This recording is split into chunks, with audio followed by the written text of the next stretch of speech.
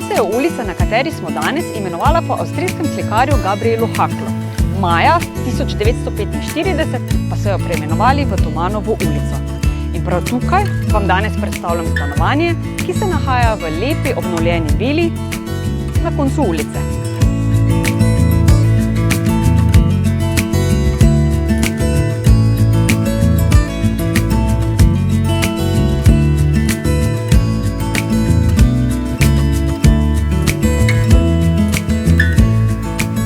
Stanovanje je v drugem nadstropju in obsega 61,6 kvadratnih metrov površine.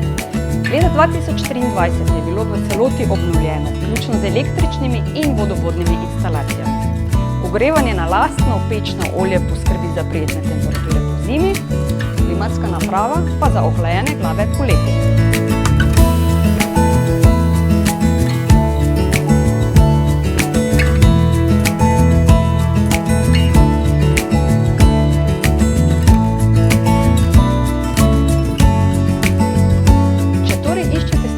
Ki vam bo omogočilo kakovostno bivanje in takojšnjo selitev brez investicij, in je to stanovanje prav za vas.